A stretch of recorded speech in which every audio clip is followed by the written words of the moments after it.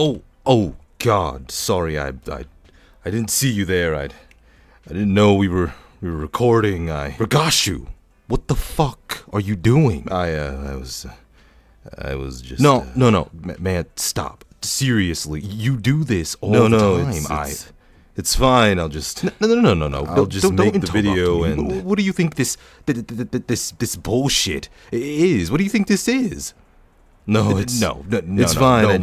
Don't start this shit. It's the same thing all the time. It's the same damn thing all the time. You just sign on to these games and goon and when you're supposed to be making videos. Don't you want to take this shit seriously? Don't you want to? I don't know. Be more successful, get more viewers. Maybe make a little bit of money off this. Don't you want more followers? How are you gonna do that if you're just jerking off all day? It makes me sick. Let's get right into the video. Zenless Zone Zero has to be my favorite pornographic game of all time. One of my favorite gacha games of all time.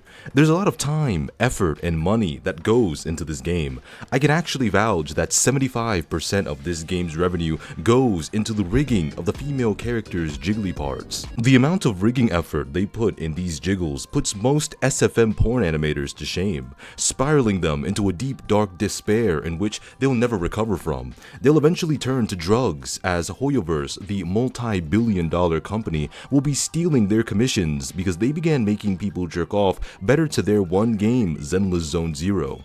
Hoyoverse dumps approximately $66.8 million into making sure Evelyn's ass jiggles so efficiently that your cock can no longer differentiate the desire to actually breed with real women or these fictional characters that Hoyoverse has so vehemently animated to be your personal googly woogly toy. Now, I'm sure there's more about Zenless Zone Zero I could talk about, but I think I've completely forgotten everything that there is about the game. Hold on, give me a moment.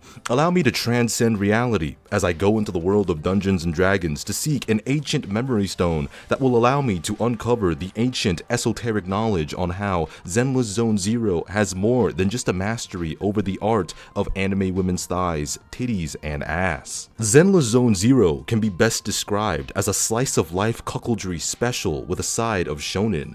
In other words, a very confusing genre to describe at first. But you quickly begin to grasp precisely what it is that Zenless Zone Zero does so well that will make you a Zenless Zone Zero lover. Zenless Zone Zero is Hoyoverse's least popular gacha game. We won't be talking about Honkai Impact 3rd because that ship has already long sailed the Styx and has already been victimized in the Blood War. But it isn't for any specific reason in my opinion, other than the gameplay being so unappealing at first. A rat would rather willingly drink rat poison and die after being exposed to a system star without the safety of an atmosphere. Zenless Zone Zero also decided to show off what would happen if the Communist Party got their hands on capitalistic televised ideas. That's right, before approximately 99.9999% of the game's story was originally just siphoning through channels like your average morbidly obese American, hopping through TVs as you experience the story vicariously through the cuckolds themselves. See, in this game, you play as these greasy siblings called the Phaethons. One is named Belle, a girl who looks as though she would play a good role as a sweaty back alley frog, judging by her greasy hair and her strange face. And Wise, a boy who seems as though he hasn't slept in days, but is still addicted to taking Benadryls mixed with powdered sleeping medication. Zenless Zone Zero may have started off rougher than the Thing's skin from the Fantastic Four or your uncle's ass hair, but let me tell you, the improvements at first were negligible because I wasn't paying attention. But now, I think I can confidently say that Zenless Zone Zero has proved the haters wrong by showing off more successful improvement than a bodybuilder hitting his newest PR after he recently suffered from a body dysmorphic attack on his psyche. In Zenless Zone Zero, you go on some amalgamation of Instagram, Facebook, Twitter, and MySpace all merged into one being. I know, it sounds absolutely abhorrent, but you look for jobs to do for people that need help because they're either too lazy to do it themselves, they show increased signs of lonely episodic depression, or are legitimately going to die from the super cancer caused by these charcoal-covered testicles known as the hollows. The hollows are these strange, spherical places where monsters who were once people transformed by the unstable energy in the air, which has them geeking and even feeling themselves by aura farming. Describing the hollows as a dormant black hole raring to destroy everything around it might be a better description. Do you go into these hollows and handle the situations yourselves? 90% of the time, no, you do not.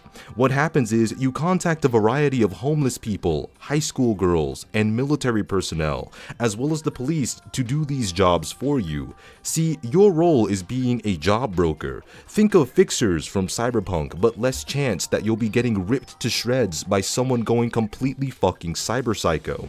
These people are known as agents, and each agent comes with their own unique set of skills and personalities that truly helps you understand the city of New Eridu, which is the city you currently reside in, which are also currently ran by autists, children, and lobotomized white women.